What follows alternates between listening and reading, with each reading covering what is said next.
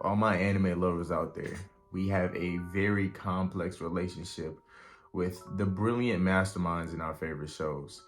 Those characters who seem to have every outcome predicted and it's to the point where they literally can't lose, making all their victories look so effortless. Here's the thing though, we can learn something very valuable from them that we can use in our everyday lives. Here's how. In trading, we face a lot of known and unknown threats that can possibly stop us from trading altogether. From known internal factors such as emotions and letting your emotions get the best of you, to unknown external factors such as the market's uncertainty or a prop firm you're funding with just going out of business just like that. There are so many variables we can and can't control that could potentially stop us from trading altogether. Yet how rarely do we actually look into these things? Almost never. You see, we set unrealistic expectations that trading is supposed to be a positive cakewalk, that everything is supposed to go exceeded the plan. And as we all know, that notion gets obliterated very quickly. See, subconsciously, we always expect to win our trades. And this is called optimism bias.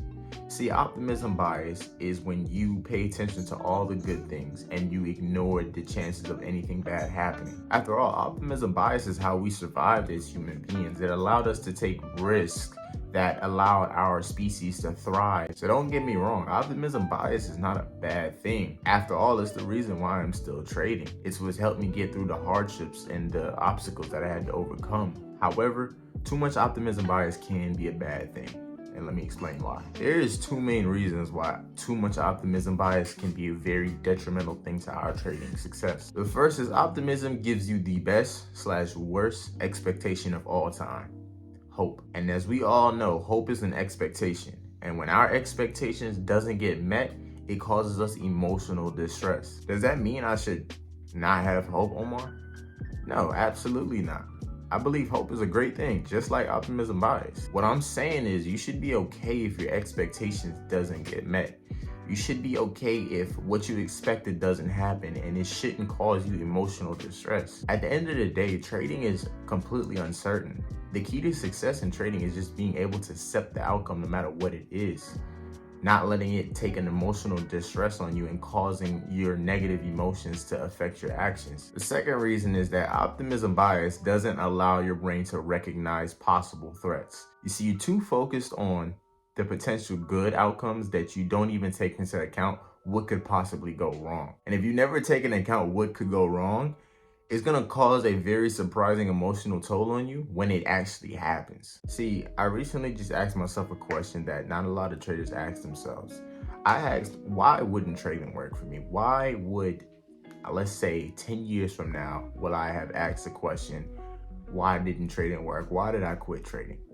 And instantly when I asked these questions, it allowed me to put myself in the third person point of view, literally assess as I'm 10 years in the future, what issues stop me from trading altogether. As soon as I asked this question, I instantly recognized potential issues. And at the same time, thinking of potential solutions when these issues arise and turn into reality. Not only will I be already prepared for it, but it won't take such an emotional toll on me because I had already planned for it to happen. I would like to call this negative visualization.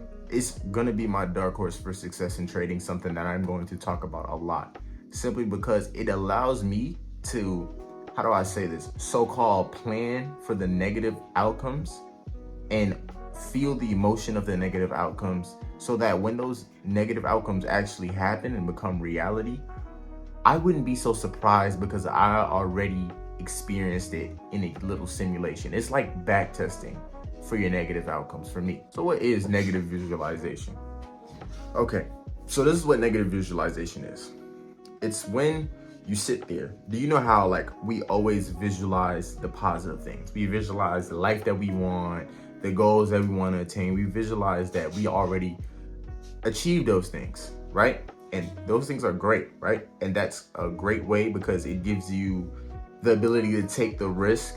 But what negative visualization is the exact opposite of that. Is you achieve or you visualize the goal that you want not happening. And you visualize what were the causes for that goal to not happen. What caused me to fail this challenge or something like that. And the key thing when you're visualizing these negative outcomes, it's key to pay attention to actually try your very best to feel the emotions that you would feel in that very moment. Think the exact thoughts that you would think in that very moment as well too.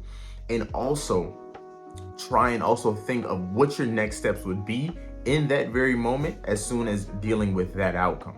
That's what negative visualization is. And here's a quick example. I'm going to give a quick example. Let's say I want to try negative visualization because I'm currently taking the challenge, right? And I'm going to visualize me failing that challenge, right? So I'm going to visualize me getting the email sometime throughout the day that said, hey, your account has been breached. You failed drawdown limit, whatever it is, right? And I'm going to close my eyes, and I'm going to visualize these things, and I'm going to feel the emotions that I feel. And I'm just going to start thinking of them. Like, what would I start feeling immediately? And the first thing I would start feeling is I would start feeling angry, frustrated, impatient. And then I would kind of visualize what I did that caused me to lose this challenge. So me sitting back thinking, okay, cool. Maybe that one day that I took 3 entries on the same period and lost -3% that day was a big cause. I didn't follow my rules. And I would just visualize all the negative things and all the things that went wrong in that challenge. And I would just think of them, and I would kind of try and analyze what was the emotion behind these actions, what were the thoughts behind these actions, to the point where I can understand what can potentially cause me to fail these challenges. So for example, when I negative visualized me failing this challenge, I instantly think that the first thing that's going to cause me to fail this challenge, becoming impatient. Say for example, this challenge goes on for 3 months. I become impatient. I decide to up the lot size. And then I go through a losing streak. And instead of following my plan, I deviate from my plan due to impatience. That's what negative visualization is. So I'm automatically able to now recognize a potential threat in my trading challenge.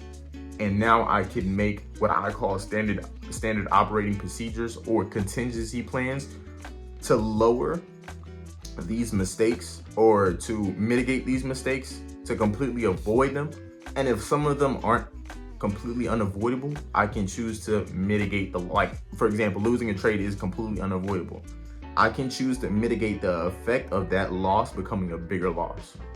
And that's what negative visualization does for you.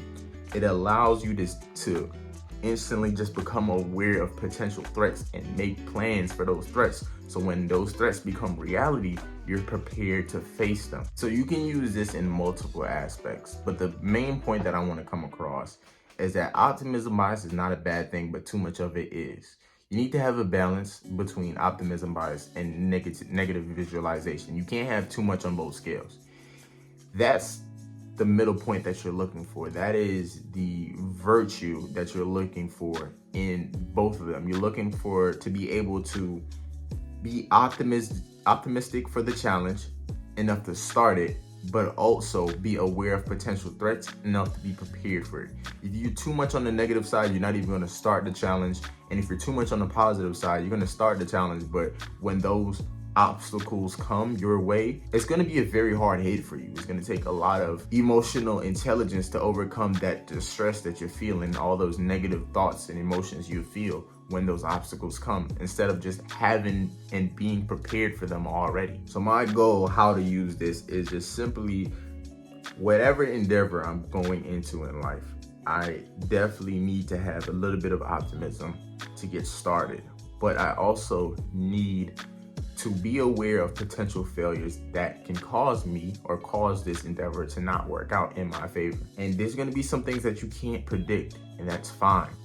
But just being a little bit more aware of the potential overcomes and potential obstacles that you may face gives you a little bit more tools to battle with. So I always ask a question at the end of my video, and I kind of like to give homework so you can actually kind of use this information. Take the time to visualize any potential threats that you may face with whatever you're doing right now. Let's say you're taking a challenge.